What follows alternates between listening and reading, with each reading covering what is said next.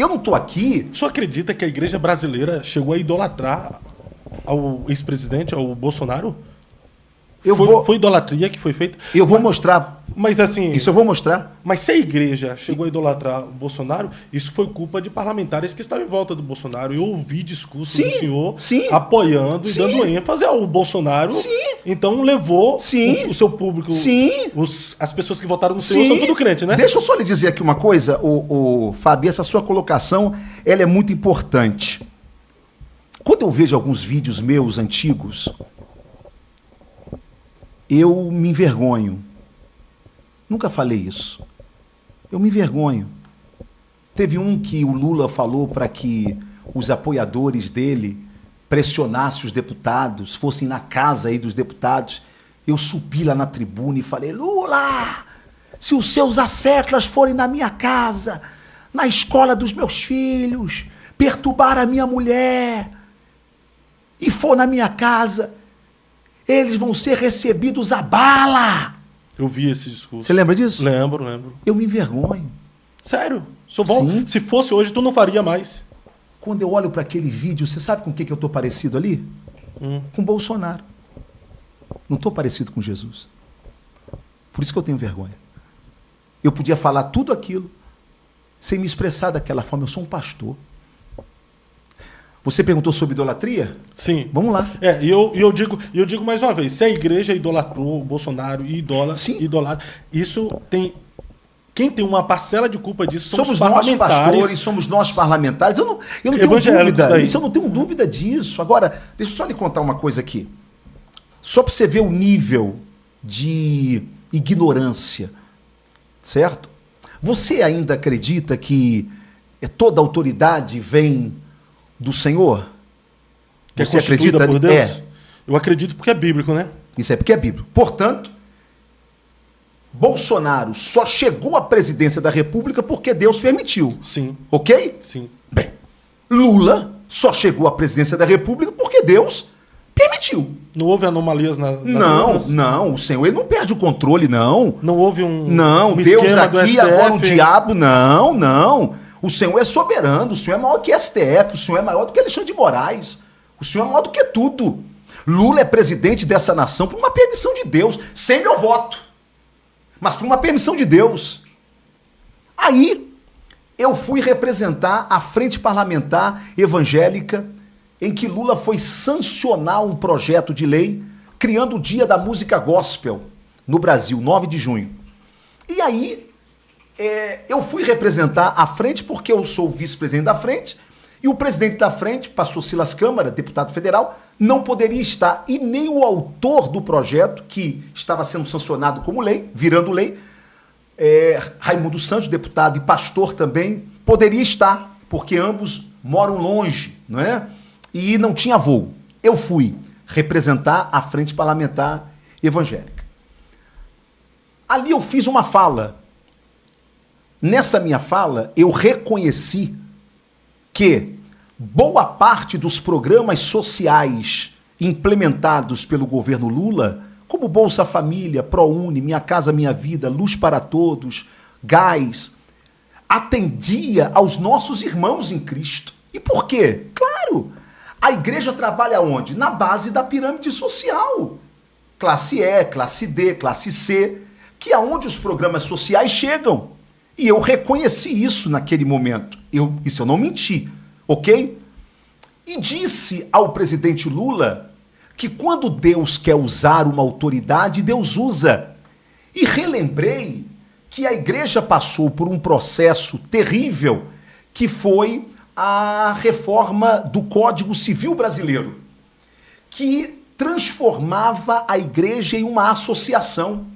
Nossos estatutos que regem-nos internamente perderiam o poder.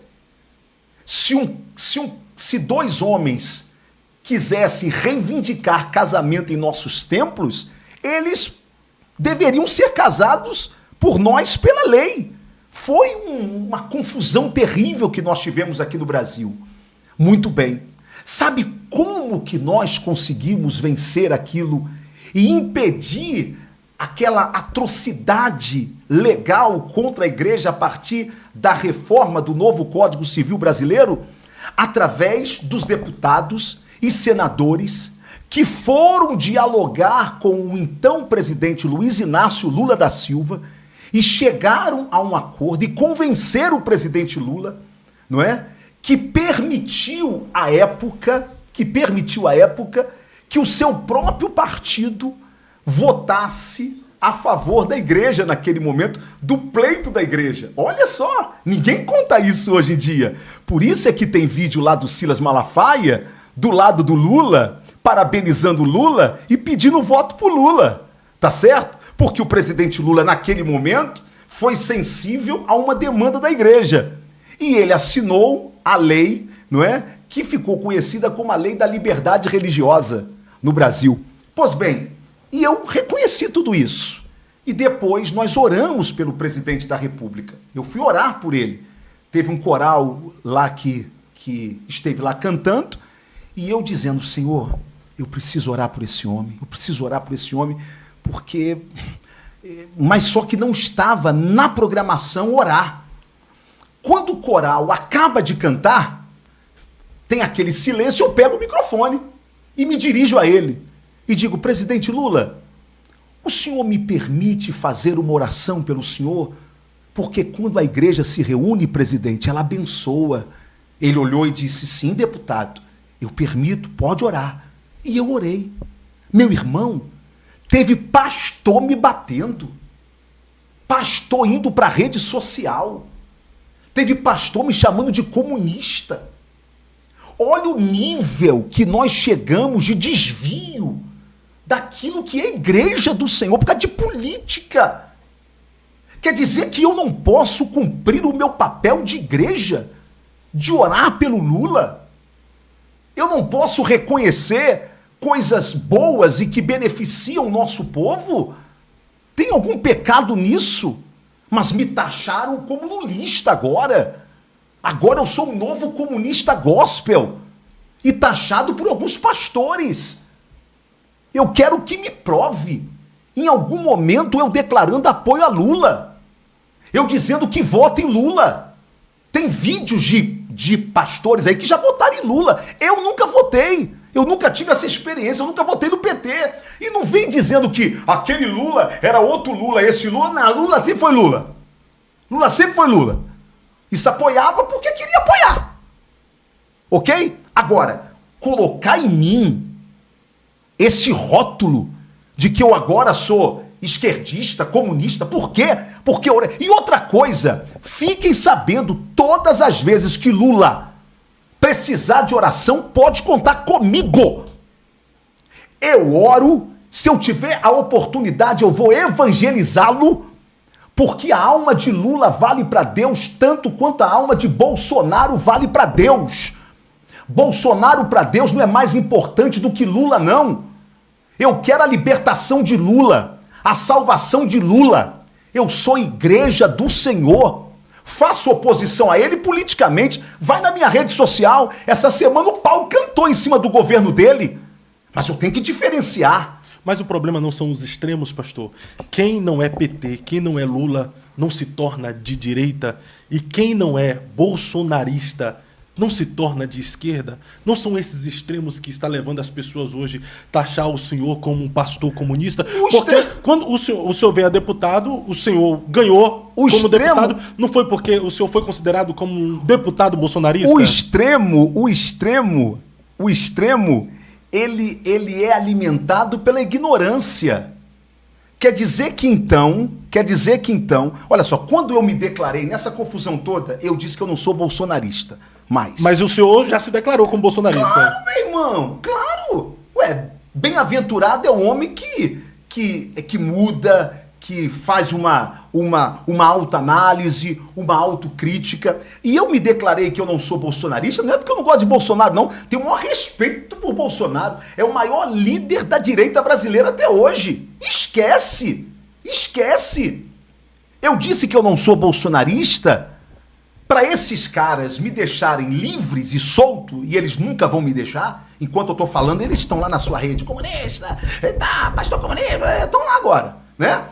Agora, Por que eu me declarei que eu não sou bolsonarista? Por quê? O bolsonarismo é um movimento político que não aceita o contraditório. Não se pode ser um bolsonarista e discordar de Bolsonaro. Você tem que concordar com tudo que ele diz, com tudo que ele pensa, com tudo que ele fala. Ele não comete erro, ele não fala. Ele é quase o Messias de verdade. Há um autoritarismo no bolsonarismo? Claro que há. Claro que há. E mais do que um autoritarismo, há uma arrogância. Porque para o bolsonarismo não existe direita. Existe bolsonarismo. Quer dizer que você, se não for bolsonarista, você é comunista. Olha só que loucura. Olha que arrogância. Aliás, é esta arrogância do bolsonarismo que pode dificultar do poder político dessa nação voltar para nossa mão em 26. Porque com todo o respeito que eu tenho ao presidente Bolsonaro, ele não pode dizer que ele é a primeira opção, a segunda opção e a terceira opção. Que arrogância é esta? Ele está inelegível. E claro que estão criando uma ilusão de que o Trump agora vai torná-lo elegível. Não vai, minha gente, não vai. Isso é uma ilusão. A mesma ilusão que o bolsonarismo alimentou os patriotas de permanecerem na porta dos quartéis, e eu apanhei, quando eu tive coragem, saindo do Palácio do Alvorada, da casa do presidente Bolsonaro, depois de no segundo turno ter viajado o Nordeste todo. Eu viajei o Nordeste no segundo turno, porque Lula teve voto de crente à beça no Nordeste. Eu fui pra lá com a minha mulher, gastei dinheiro do meu bolso pra defender Bolsonaro lá, e eu não me arrependo, não.